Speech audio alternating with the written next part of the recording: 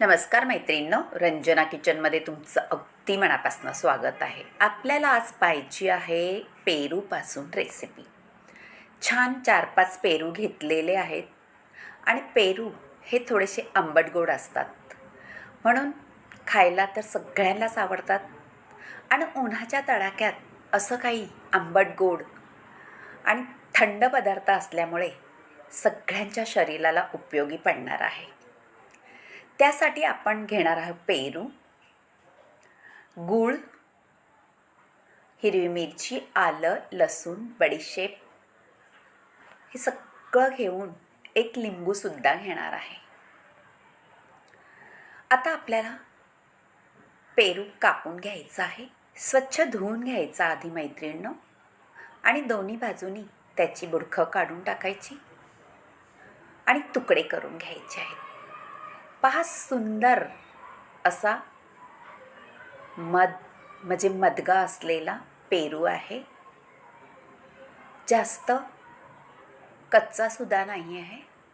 आपल्याला त्याच्या बिया काढून टाकायच्या आहेत. बिया दाताखाली आले का काय जणांना त्रास होतो. लहान मुलांच्या दातामध्ये अडकतात सुद्धा. म्हणून ही रेसिपी करताना तुम्ही पेरूच्या बिया नक्की काढून टाका. पेरू हा आम्लपित्तावरती अगदी उत्तम पर्याय म्हणून पदार्थ आहे, उपयोगी पडणारा. पेरू असाही तुम्ही खाऊ शकता आणि रेसिपीही करू शकता. जाम करू शकता, त्याचा पेरूचा सरबत करू शकता. भरपूर असे पदार्थ होतात. आता पेरूच्या बिया मी काढून घेतलेल्या आहेत सगळ्या. आता आपल्याला पेरू कापून घ्यायचा आहे. बारीक तुकडे करून घ्यायचे आहेत. हे आहे पेरूच्या बिया. त्या तुम्ही सरबत बनवायला उपयोगी करू शकता, कारण सरबत आपण गाळून घेतल्यामुळे बिया वरच्यावर राहतील. आता छान बारीक तुकडे करून घ्यायचे आहे सगळ्या आपल्या पेरूंचे. तुम्हाला एकच पेरू दाखवणार आहे कापून आणि बिया काढून. मी बाकीचे सगळे पेरू आपण कापून ठेवलेले आहेत. झटपट रेसिपी होण्यासाठी असं काहीतरी झटपट पूर्वतयारी करून व्हिडिओ फटाफट आपल्याला पूर्ण करायचा असतो. आता आपल्या फोडी झालेल्या आहेत.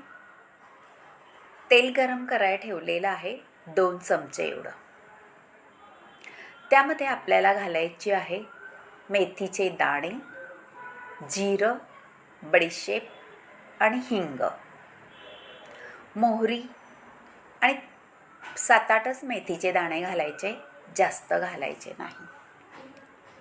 मोहरी आणि जिरं थोडं जास्त घालायचं. त्याचा स्वाद अप्रतिम येतो ह्या रेसिपीमध्ये.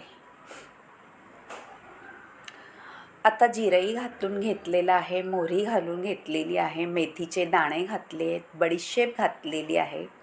छान फोडणी तयार झाली. आता घालून घेणार आहोत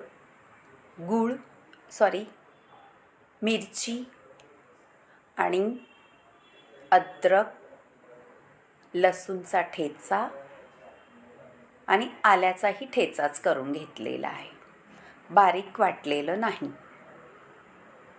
हे पदार्थ असेच घालायचे आहे, बारीक वाटायचे नाही. तरीसुद्धा ह्याचा स्वाद अप्रतिम येतो आपल्या रेसिपीला. मैत्रिणींनो, नवीन रेसिपी आहे, तुम्ही नक्कीच ट्राय करा. सगळ्यांना आवडली आमच्या घरामध्ये, तुमच्याही घरामध्ये सगळ्यांना आवडेल अशी रेसिपी आहे. जर पेरू खाऊन कोणाला सर्दी होत असेल तर हा पदार्थ नक्की करून खा. सर्दी होणार नाही, खोकला होणार नाही, पण आपल्या शरीराला उपयोगीच पडेल. आता कढीपत्ताही आपण घालून घेतला, तोही तेलामध्ये परतून झालेला आहे. अशी खमंग फोडणी झाली का आपल्याला त्याच्यामध्ये लाल तिखट, हळद, थोडीशी धणाजिरा पावडर घालायची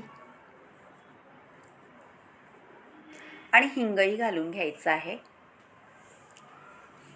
हे सगळं घातल्यानंतर थोडं परतून घ्यायचं. मैत्रिणींनो, रेसिपी म्हटलं का 5 मिनटं 10 मिनटं जातातच. लवकरात लवकर रेसिपी दाखवण्याचा प्रयत्न करत असतो आम्ही. आता आपण पेरू घालून घ्यायचा आहे त्याच्यामध्ये. आणि पेरू थोडासा लालसर आहे, कलर सुंदर आहे पेरूचा मैत्रिणींनो, पिंक. त्यामुळे त्याची रेसिपी अगदी उत्तमच होते. आता पेरू घातल्यानंतर तेलामध्ये म्हणजे फोडणीमध्ये आपल्याला परतून घ्यायचं आहे. पाण्याचा थेंबही सुद्धा वापरायचा नाही. पेरूमध्ये भरपूर प्रमाणात पाणी असतं, त्यामुळे मीठ घातल्यानंतर थोडं पाणी सुटतं आपल्या पेरूला. चवीनुसार मीठ घालून घ्यायचं आहे. आता हलवून घेऊ. आपण बनवत आहोत पेरूची भाजी. हे पहा, पेरू जास्त शिजवला नाही तरीही चालतो, पण मऊसूर होतोच. घोटभर थोडंसं पाणी घालायचं आहे. हे पहा, म्हणजे आपल्या पेरूला छान सगळं फोडणी मिसळली जाते. आणि गूळ घालायचा आहे 2 चमचाभर. आंबट, तिखट आणि गोड असा पदार्थ होतो. तुम्ही चपातीबरोबर खा, भाकरीसोबत खा, तोंडी लावायला खा. हा पदार्थ नक्की करून पहा. ज्यांना कोणा आम्लपित्ताचा त्रास असेल, नक्कीच कमी होण्याचा प्रयत्न होईलच आणि उपयोगी पडेलच असा पदार्थ आहे. आता थोडं शिजून घेऊ आपण आणि त्यानंतर आपण रेसिपी वाढून घ्यायची आहे. शिजल्यानंतर थोडा वेळ लागेल, कारण पेरू मऊ व्हायला.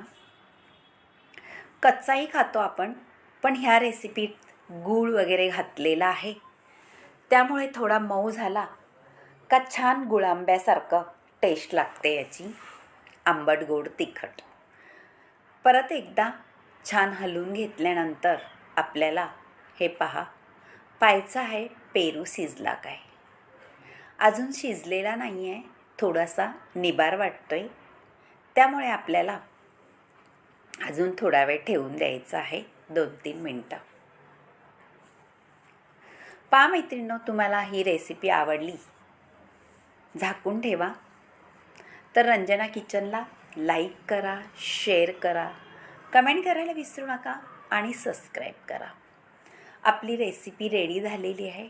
पहा, छान पाणी सुटलेले आहे. रसरशीत आपला पेरूचा चटका तयार झालेला आहे.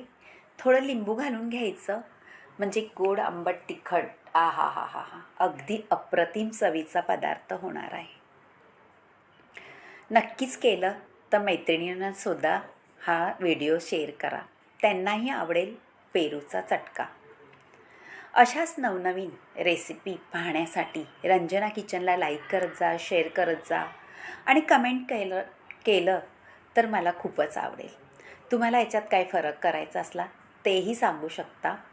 तसंही कोथिंबीर घालून घेऊ, म्हणजे छान दिसतं आणि खायलाही छानच लागतं. झालेली आहे, करून पहा. परत एकदा सांगते, बाय मैत्रिणींनो, कलरफुल रेसिपी झालेली आहे. Bye bye. भेटूया अशाच नवनवीन रेसिपीमध्ये. तोपर्यंत रंजना किचनला लाईक करा.